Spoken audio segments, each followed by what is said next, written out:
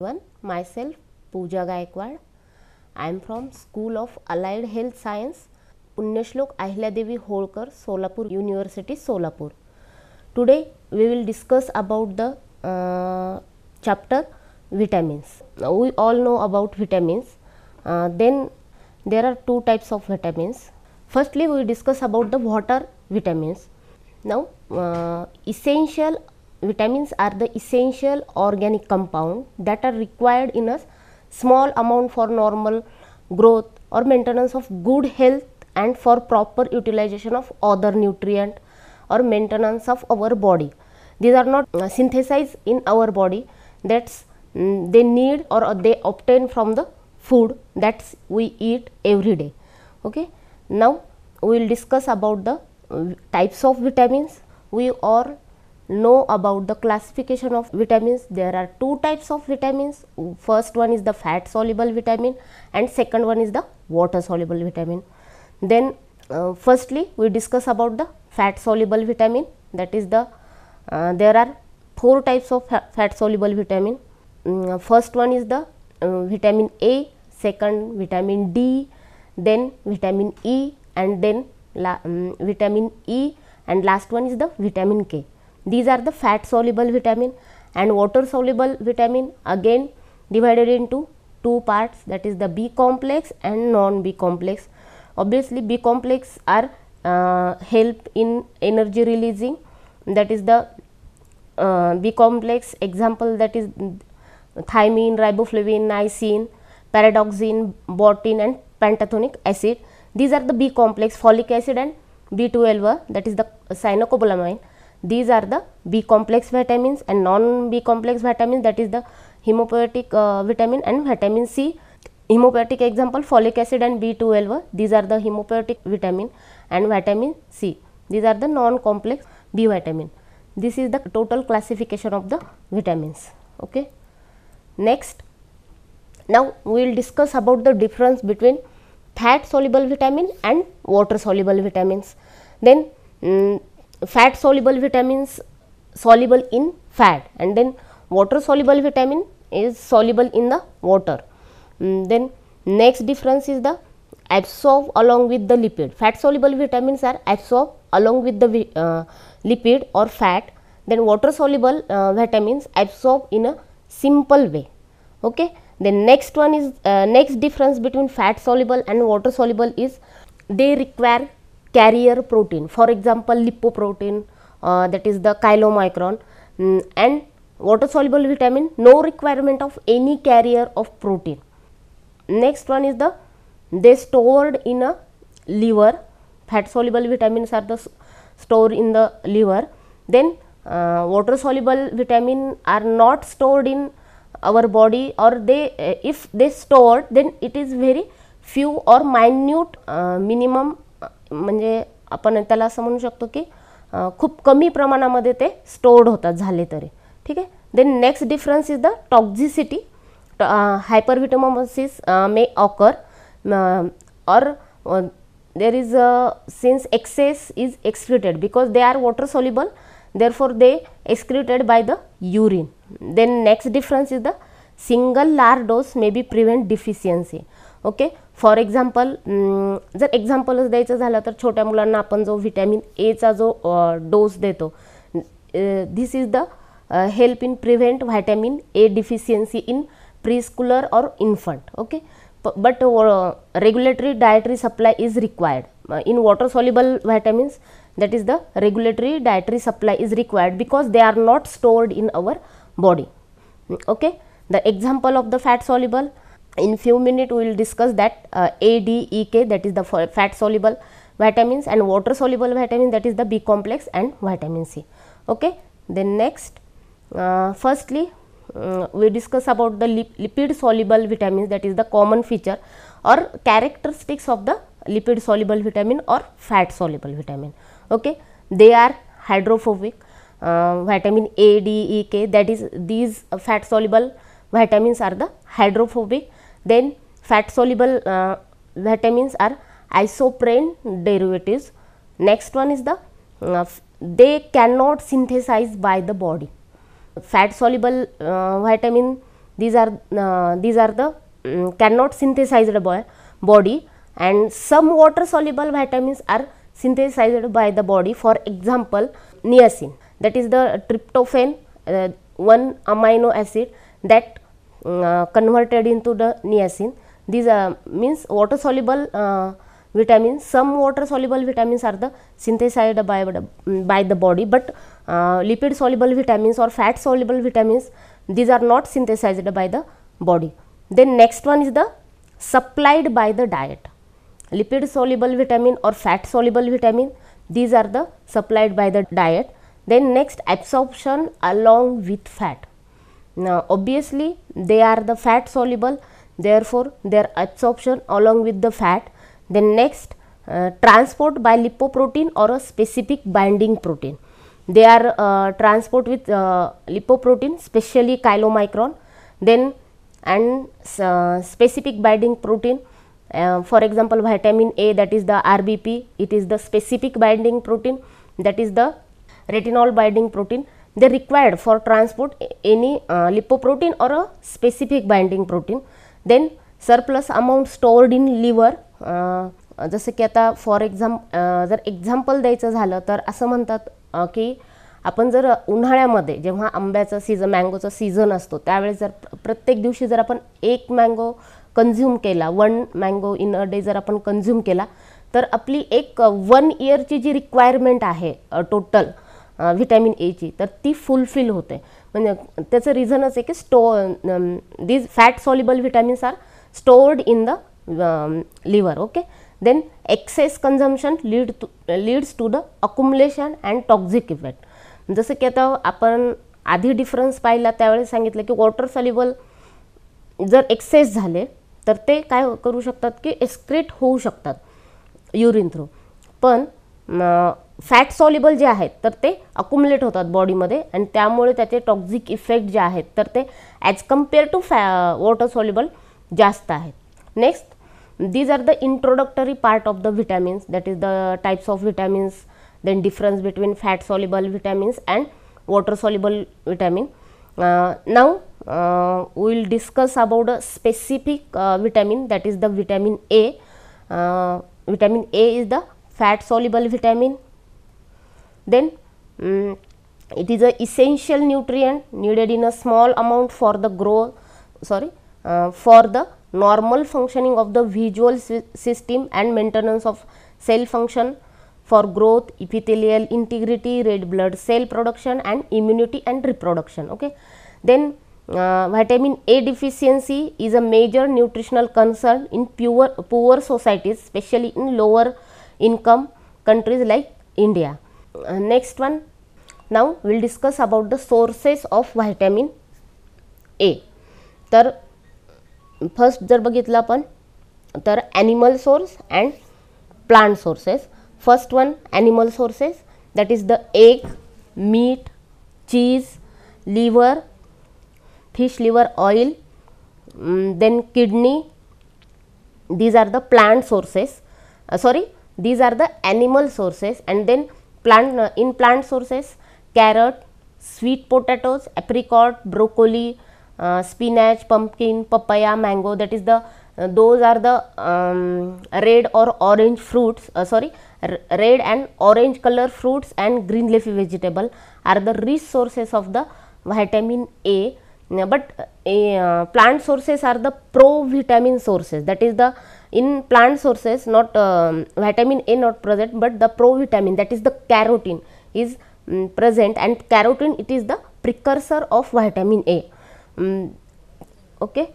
Then and animal sources are good absorb in our body as compared to the plant sources.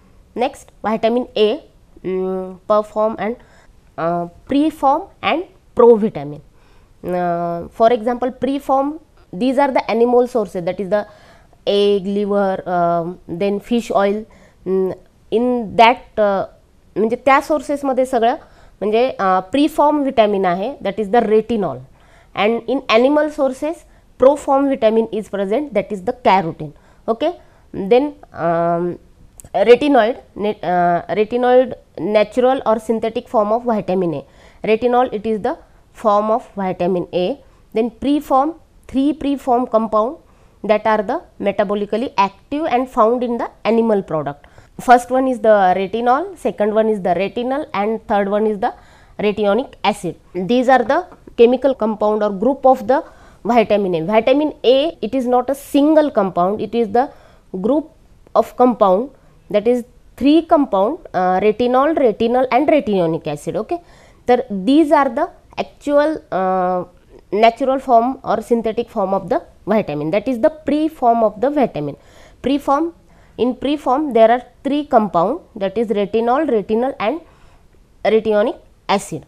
Okay, first one is the retinol. In NOL, that is the OL, that is the alcohol form. Okay, present in animal tissue as retinally ester with a long chain fatty acid, a long chain with the fatty acid. Next one is the retinol, retinol aldehyde, retinol AL, that is it is one of the aldehyde form. Okay, then obtained by the oxidation of retinol, and retinol are interconvertible. That is the one thing is important. Retinol and retinol are the interconvertible compound. When म्हणजे याच्यामध्ये काय होतं की retinol आणि retinal हे जे आहेत, समजा रेटिनॉल जर कंझ्युम केलं आपण तर रेटिनॉल पासून रेटिनल कन्व्हर्ट होतं, किंवा रेटिनल असेल तर रेटिनलचं कन्व्हर्शन रेटिनॉलमध्ये होते, that is the interconvertible. But retinoic acid it is produced by the oxidation of the retinol. आणि in case of the retinoic acid these are the acid form, and it produced by the oxidation of the retinol, that is the but retionic acid is not a interconvertible, it is only produced by the oxidation of the retinol. Then next one, provitamin. Provitamin present in the all plant sources of the vitamin A rich sources चे जेवढे काही plant sources आहे त्यामध्ये provitamin हे present असतं, that is the carotenoid. Beta carotene specially can lead to retinol when metabolized in the body. Okay, beta carotene found in plant has 2 beta iodine rings connected by the polyprepenoid chain. These are the next we will discuss about the absorption of vitamin A. Okay, and when few minutes we will discuss about the sources of the vitamin A, then chemical compound, chemistry or chemistry of the vitamin A. Okay, now we will discuss about the absorption of the vitamin A. Then first one we will discuss about the म्हणजे firstly ज्यावेळेस आपण जे काही sources असतील either plant or animal sources. Okay, animal सोर्सेसपासून जर आपण vitamin A जर कंझ्युम करत असाल तर we will get retinoid, and जर आपण प्लांट सोर्सेसपासून जर करत असाल we will get the carotenoid. Okay, then will discuss about the absorption. ॲब्सॉर्प्शनमध्ये जर बघितलं आपण तर retinyl ester broken down to a free retinol or fatty acid in a small intestine require bile digestive enzyme or integration into the mucilage. आता for जर example जर घ्यायचं झालं किंवा एक सायकल जर समजा आपण कंझ्युम केले animal sources, that is the liver, fish or egg, these are the animal sources. When we consume or eat it, then it converted into the retinyl ester. Okay, retinal ester with the help of digestive enzyme, then bile and integration into the mucilage. Then and once absorbed retinal ester reform in intestinal cell, means retinal ester is absorbed, then it also converted into reform and 90% of retinoid can be absorbed. पहिलेच आधीच सांगितलेलं की best जर absorb होत असतील तर animal sources और रेटिनॉइडचे जेवढे काही सोर्सेस आहेत तर ते जास्त प्रमाणामध्ये ॲब्झॉर्ब होतात as compare to carotenoid. Okay, तर आता कॅरोटिनॉइडचं पाहूया. Carotenoid absorb intact, absorption rate much lower as compare to the retinoid. कॅरोटिनॉइडचा जो काही ॲब्सॉर्प्शनचा रेट आहे तर तो लोअर आहे as compare to retinoid. Then intestinal cell can convert carotenoid into the retinoid. Intestinal cell ज्या आहेत तर त्या काय करतात की कॅरोटिनॉइडला रेटिनॉइडमध्ये कन्व्हर्ट करतात. कारण carotenoid it is the precursor of vitamin A. आपण आधी पण डिस्कस केलं की कॅरोटेनॉइड जो आहे तर तो प्रिकर्सर आहे व्हायटॅमिन एचा आणि retinoid is the actual vitamin A form. Okay, तर कॅरोटेनॉइड जे तर ते intestinal cell can convert carotenoid to retinoid. Then next, approximately 80% is absorbed and percentage of the carotene absorption, that is the 80%. Okay, then next one is it is passed along fat through the lymphatic system into the blood stream, and then when vitamin A कोणताही form असू द्या, retinoid or carotenoid, when it absorb then it pass along with the fat through then lymphatic system into the blood stream. Okay, then absorption is poor in case of diarrhea, jaundice or abdominal disorder. जर for example in case of diarrhea, jaundice and abdominal disorder यामध्ये काय होतं की absorptionचं जे percentage आहे, for example retinoid is absorb 90%, then it is poor in such a condition, that is the diarrhea, jaundice and abdominal disorder. Okay, then absorption increase if taken with fat. We all know that for example आपण जे काही fat use करतो, specially जेवढे काही plant sources through आपण जे daily fat use करतो किंवा जे काही इडेबल ऑइल जे काही यूज करतो ते बघा तुम्ही की पॅकवर पण आपल्या सहसा काय असतं की they are fortified with vitamin A, D, E और के. कारण त्याचं एक रिझन आहे की ते ॲब्सॉर्प्शन इन्क्रीज करतात किंवा एनहान्स करतं फॅटमध्ये absorption, because they are the fat soluble vitamins. Okay, then vitamin A which is not absorb in excreted within 1 or 2 days in feces. आणि एक्सक्रिएशन जर बघायचं झालं तर व्हायटॅमिन ए जे आहे तर ते काय करतं की 1 ते 2 दिवसापर्यंत म्हणजे एक्सक्रीट म्हणजे होतं, म्हणजे त्याचा जो टायमिंग आहे तर तो 1 to 2 days आहे.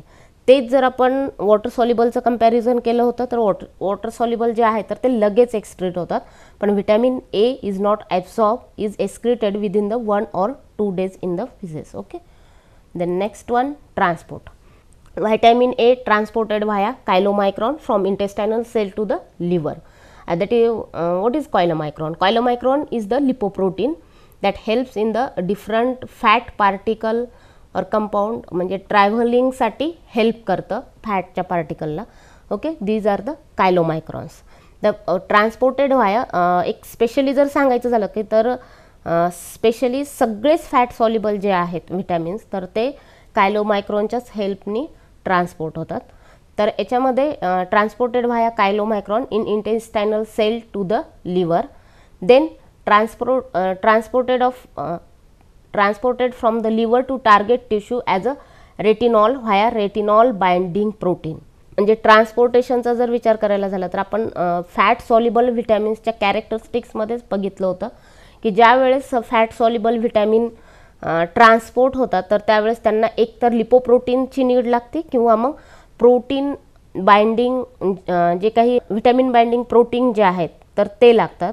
तर आणि व्हिटॅमिन ए हा एक फॅट सॉल्युबलच व्हिटॅमिन आहे आणि त्यामुळे मग त्याला लिपोप्रोटीन दॅट इज द कायलोमायक्रॉन और retinol binding protein that is the vitamin binding protein is required for the transportation of the vitamin A. Okay, from intestine to liver with the help of chylomicron they are transported, then from liver to tissue, then the plasma retinol binding protein that is the RBP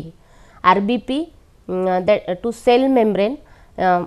आता याच्यामध्ये जर basically सांगायचं झालं तर प्लाझ्मामध्ये आपल्या retinol binding protein जे आहेत तर त्या प्रेझेंट असतात आणि टू सेल्युलर आणि त्या काय करतात की एक ट्रान्सपोर्टेशनसाठी त्या म्हणजे कॅरी करतात व्हायटॅमिन ए आणि नंतर टार्गेट टिश्यूपर्यंत ज्यावेळेस ते व्हायटॅमिन ए ट्रान्सपोर्ट होईल तर तिथंपर्यंत गेल्यानंतर ते परत आपल्या जागेवर येतात. दॅट इज रेटिनॉल म्हणजे त्यांचं जे काम आहे तर ते झाल्यानंतर मग ते परत आपल्या जागेवर येतात. That is the retinol binding protein. They help in the transportation of the vitamin A especially in the target tissue. Next, see, these are the intestinal cell. These flow chart is show that the transportation of the vitamin A. Okay, first one intestinal lumen, intestinal cell मधून with the help of chylomicron they store in liver, then from liver to with the help of RBP, that is retinol binding protein, with the help of retinol binding protein they transport from the target cell, जे काही target tissue or target cell पर्यंत ते पोहोचतात. ठीक आहे. This is the total transportation of the vitamin A. Next storage. The liver has enormous capacity to store in the form of the retinol palmitate. तर basically जेवढे काही fat soluble vitamin आहेत तर ते बेसिकली सगळे लिव्हरमध्ये जास्त प्रमाणामध्ये स्टोअर होतात. And the under normal condition a well fed person has a sufficient vitamin A reserve to meet his need for 6 to 9 months और मोर. याच्या आधी पण मी एक्झाम्पल दिलं की जर आपण उन्हाळ्यामध्ये जर आंबे खाल्ले तर आपल्याला वर्षभराची जी रिक्वायरमेंट आहे तर ती फुलफिल होते. तर रोज एक जर आपण आंबा खाल्ला तर त्याचं रिझनच आहे की जे काही रिझर्वायर आहे व्हिटॅमिन एचं तर ते आपण 6 to 9 monthपर्यंत एक कॅपॅसिटी असते आपल्या बॉडीची लिव्हरमध्ये स्टोअर करण्याची. ठीक आहे. Next excretion. Not readily excreted and kidney disease and age increases risk of toxicity because excretion is impaired. म्हणजे एक नॉट रेडिली एक्सक्रिटेड म्हणजे एक्ससाइज झालं तर लगेच ते रिमूव्ह होत नाहीत किंवा एक्सक्रीट होत नाहीत आपल्या बॉडीमधून, जस्ट लाईक वॉटर सॉल्युबल सारखं. पण एक 1 to 2 daysमध्ये व्हिटॅमिन ए जे आहे तर ते एक्सक्रीट होतं. आणि समजा some condition that is the some time some kidney disease or ageing जे आहे तर एक रिस्क फॅक्टर आहे की एक्सक्रीट होण्यासाठी मग त्याला वेळ लागू शकतो आणि टॉक्झिसिटी डेव्हलप होऊ शकते एखाद्या वेळेस. त्यामुळे याचं रिझन आहे किडनी डिसीज आणि एजिंग. याच्यामुळे काय होतं की एक्सक्रिएशन ऑफ व्हिटॅमिन ए जे आहे तर ते इम्पेअर्ड होतं आणि त्यामुळे मग टॉक्झिसिटीचे चान्सेस जास्त होऊ शकतात. Then function of the vitamin A. Okay. The first function all know about that the vision जे आहे आपलं तर ते व्हिटॅमिन ए मुळे प्रॉपर आहे. हे सगळ्यांना जवळपास एक जनरल टर्म आहे त्याच्यामुळे सगळ्यांना माहिती आहे हे की vision. First function of vitamin A is the vision. Vitamin A is a component of the visual pigment rhodopsin and retinal is bound to the protein opsin. Okay. Rhodopsin is help in the dim light. याच्यामध्ये आपल्याला help करतं. Dim लाईटमध्ये ज्यावेळेस पाहण्यासाठी आपल्याला रेडॉप्सिन जे आहे तर ते हेल्प करतं आणि व्हिटॅमिन ए कॉम्पोनंट स्पेशली रेडॉप्सिनला हेल्प करतं. ठीक आहे. त्यामुळे जर व्हिटॅमिन ए डिफिशियन्सी झाले तर स्पेशली रातआंधळेपणा येतो. ओके. तर हे जे आहे तर ते व्हिटॅमिन ए डिफिशियन्सीमुळे होतं, कारण व्हिटॅमिन ए जो कंपोनंट आहे तर तो व्हिज्युअल पिगमेंटमध्ये स्पेशली रेडॉप्सिनला हेल्प करतो. आणि rhodopsin that is it helps in seeing that is काय म्हणू शकतो आपण डिम लाईटमध्ये पाहण्यासाठी रेडॉप्सिन जे आहे तर ते पिगमेंट आपल्याला हेल्प करतं. ओके. नेक्स्ट फंक्शन जे आहे तर growth. Vitamin A deficiency causes loss of appetite and slow bone growth affect CNS. Okay. तर याच्यामध्ये काय होऊ शकतं की लॉस ऑफ ॲपेटाईट होऊ शकतं जर डिफिशियन्सी असेल व्हिटॅमिन एची, अँड बोन ग्रोथला सुद्धा अफेक्ट करतं vitamin A. Then reproduction. Retinol and retinal are essential for normal reproduction. Okay. Normal रिप्रोडक्शनसाठी पण इसेन्शियल आहे. There are different types of research study. म्हणजे खूप सारे असे रिसर्च स्टडी आहेत की त्यामध्ये सुद्धा असं आढळून आले की रिप्रोडक्शनवर म्हणजे व्हिटॅमिन ए जे आहे तर ते रिप्रोडक्शनला हेल्प करतं. ठीक आहे. Then maintenance of epithelial cells. Essential for normal differentiation of epithelial tissue mucus secretion. Therefore it helps in the maintenance of the epithelial cell. Now we'll discuss about the visual cycle, that is the it also known as the Waltz visual cycle because the ज्या सायंटिस्टनी केले त्यांचं नाव जे आहे तर ते Waltz आहे, त्यामुळे त्याला वाल्ट्स व्हिज्युअल सायकल असे म्हणतात. तर फर्स्ट प्रोसेस जर बघितली आपण, a process by which light impacting on retina of the eye is converted the electrical signal. Basically जर सांगायचं झालं तर याच्यामध्ये काय होतं की ज्यावेळेस आपल्यावर फोकसने लाईट जर हे केले म्हणजे लाईट इम्पॅक्ट जर झाली तर ॲटोमॅटिक काय होतं की आपण म्हणजे आईज जे आहे तर ते हे करून घेतो, काय म्हणतो ब्लिंच करतो. तर याचं जे रिझन आहे तर काय होतं की इलेक्ट्रिकल सिग्नल काय करतात कन्व्हर्टेड टू आय म्हणजे a process by which light impacting on retina of the eye is converted and electrical signal. एक इलेक्ट्रिकल सिग्नल्स जो आहे तर तो आईज जे आहे तर ते पोहोचवल्या जातात आणि मग आपण एक ब्लिंक करतो आईज. ही एक जनरल टर्म आहे. Then next optic nerve carries the electrical signal to the brain. मग काय होतं की optic nerve carries the electrical signal to brain. जे काही इलेक्ट्रिकल सिग्नल जे काही कन्व्हर्टेड झाले तर ते काय करतात की ऑप्टिक नर्व काय करतं ते इलेक्ट्रिकल सिग्नल कॅरीज करतं and then brain process signal into an image. एक बेसिकली एखादी इमेज आपण पाहतो तर त्यावेळेस काय घडतं तर याचं एक ही टोटल प्रोसेस दिली येते की फर्स्ट काय होतं की process by which light impacting on retina and eye is converted to electrical signal. ज्यावेळेस आपण एखादी गोष्ट पाहतो तर त्यावेळेस काय होतं की इलेक्ट्रिकल सिग्नल हे कन्व्हर्टेड होतात, नंतर ते ऑप्टिक नर्व कॅरीज करतात आणि ब्रेन काय करतं की प्रोसेस करतं आणि ते जे काही सिग्नल आहेत किंवा ती जी काही इमेज आहे तर ती आपण पाहिल्यानंतर आपल्याला कळतं की हे धिस इज ॲन म्हणजे काही असू शकतं. जी काही इमेज आहे फॉर एक्झाम्पल आता तिथे लॅपटॉप आहे तर धिस इज ॲन लॅपटॉप असं एक इमेज आपल्या म्हणजे आपल्या ब्रेन म्हणजे प्रोसेस जी आहे व्हिज्युअलची तर ही अशा प्रकारे होते. ठीक आहे. Next retina is a light sensitive layer of cells at the back of the eye where image is form. आणि specially retina is the light sensitive layer आहे आणि बॅक ऑफ द आईजमध्ये म्हणजे ही कुठे असते तर back of the eyes and image form. रेटिनाच्या तिथे specially image ज्या आहेत तर त्या फॉर्म होतात. ठीक आहे. Then retina consist of rods and cone cells. retina there are in retina consist of two cells, that is the rod and cone cells. Okay, and both are the photosensitive cells. Then rods cell process black and white image. त्याच्यामुळेच रेडॉप्सिन जे आहे तर ते black and white इमेजमध्ये किंवा dim लाईटमध्ये help करतं. तर rod cell process black and white image, then cone process colour image. Okay, and cone cells ज्या आहेत तर त्या कलर इमेज प्रोसेस करतात. these are the rod cell and these are the some pictures or figures of the rod cell and cone cell. next role of vitamin A in vision. आता exact आपण process बघितले की how image is form और म्हणजे एखादी image जर दिसली तर ती कशा प्रकारे फॉर्म होते किंवा कशी दिसते आपल्याला याचं आपण बेसिकली आत्ता बघितलं. तर एक व्हायटॅमिन एचा काय रोल आहे ते पाहूयात आता. तर याच्यामध्ये बघा की normal vision depends on the retina and on adequate vitamin A. The normal vision बघितलं it totally depend on the retina and vitamin एवरच टोटली डिपेंड आहे. In the retina vitamin A in the form of retinal bind to protein called opsin to make rhodopsin. And rhodopsin it is the cell that is the black and white image process करण्यासाठीची जी cell आहे that is the रेडॉप्सिन. Okay, तर याच्यामध्ये काय होतं की retina और vitamin A in the form of retinal bind to a protein called opsin and to make the rhodopsin. Rhodopsin is 11-cis retinal opsin in rod cell. Okay, then rhodopsin is a light sensitive pigment. म्हणजे rhodopsin हा pigment form होण्यासाठीच आपल्याला काय retinal binding protein called opsin to make rhodopsin. Okay, हे important आहे.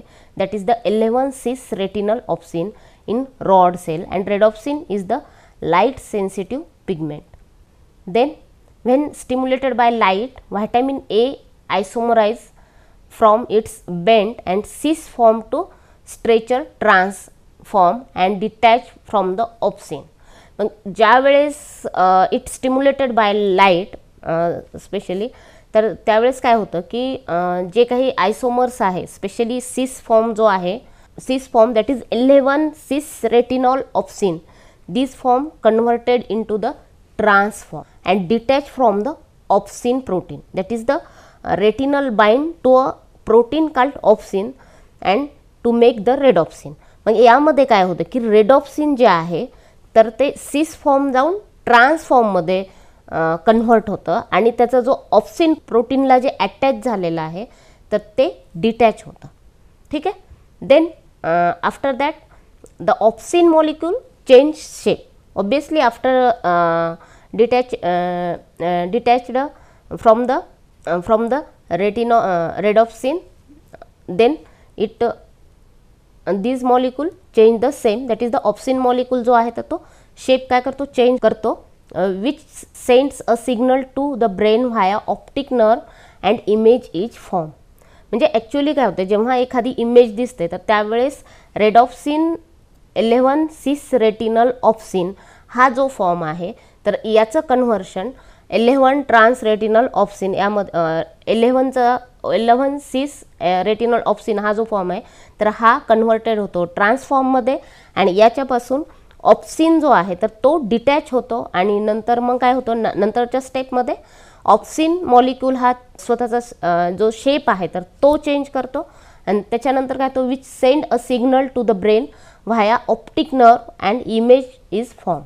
म्हणजे after opsin molecule change shape then which send a signal to the brain via optic nerve and image is formed. Okay, then most retinal released in this process is quickly converted to transretinol and then cisretinol to begin another cycle. म्हणजे एकदा ते ट्रान्सरेटिनॉल झाले, एखादी image ज्या वेळेस दिसते किंवा image व्हिज्युअलायझेशनची जी process आहे त्यामध्ये एखादी इमेज समजा दिसली तर सिसचं कन्व्हर्शन ट्रान्समध्ये होतं आणि इमेज फॉर्म झाल्यानंतर मग परत काय होतं की ती जी हे आहे ही सायकल टाईप रिॲक्शन आहे, तर याच्यामध्ये काय होतं की ट्रान्स रेटिनॉल परत सिस रेटिनलमध्ये कन्व्हर्ट होतं to begin another cycle. Okay, म्हणजे it is a cyclic process. म्हणजे व्हिजन सायकल जर बघितलं it is one of the cyclic process. याच्यामध्ये काय होतं की स्पेशली जो काही म्हणजे ॲडिक्वेट व्हायटॅमिन ए जो आहे रेटिना आणि ही सगळी प्रोसेस रेटिनामध्येच म्हणजे होते आणि याच्यामध्ये काय होतं की रेडॉप्सिनचा जो फॉर्म आहे 11 cis retinal opsin it converted into trans retinal then trans retinal then opsin protein it change their own shape and signal to the brain via optic nerve and then trans retinol form again converted into the cis retinal to be another cycle. Okay, आता हे झालं.